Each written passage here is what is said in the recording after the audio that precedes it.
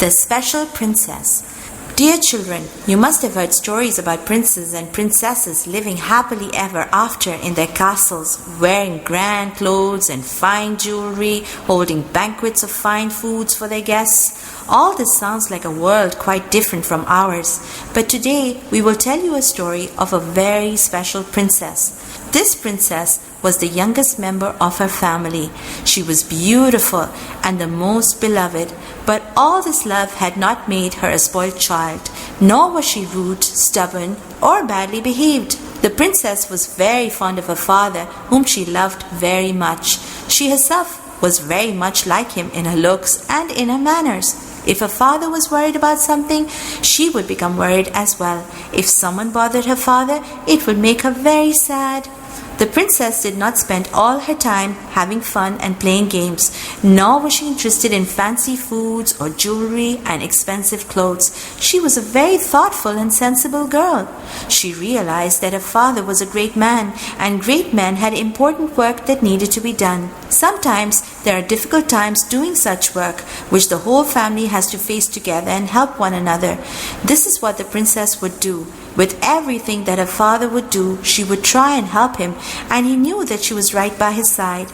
Once when the enemies had captured the princess and her family and made them prisoners in a valley, there was no food to eat. The princess and her family lived on leaves that they would boil and eat to survive. It was a very difficult time for them. At last, after a few years with Allah's help, they were free once more. A few days later, soon after the difficult time in the valley was over, the princess's mother passed away. The princess was very sad. The enemies began to bother her father so much more now that they decided to leave their home city and live in another place. Some years passed and the princess grew up. There was a young man who was very brave and intelligent, and the princess's father liked him a lot. Soon the princess was married to this young man. But the young man did not have any money, nor did he have a grand house. He would work hard in the fields, and then with whatever little he earned, the family managed to get some food to eat. The father of the princess told her not to worry because she was married to the best of all young men. The princess remembered the words of her father, and she was patient, always remembering to thank Allah for the blessings she had in her home. She had a pillow that was stuffed with date palm leaves, a water skin for storing water, and a sheet that they would use to lay half under them and the other half to cover themselves with. The princess and the young man were blessed with 2 beautiful sons. The princess was now busy taking care of her home and her children. She would sweep and clean the floor of her house, get water from the well, grind the barley, knead the dough, and make the bread. Because of all the hard work, her hands would hurt and her body would ache. She spoke to her husband, who told her to ask her father if he could give her a servant to help her with the chores. Her father looked at his beloved daughter and told her that servants were for the needy people. He told her to remember Allah as she worked, and that would make her work much easier.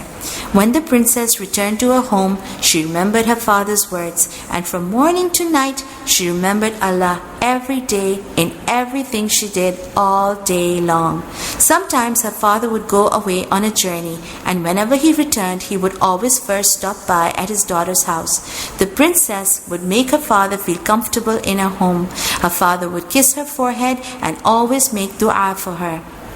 One day, everyone in the princess's house was fasting.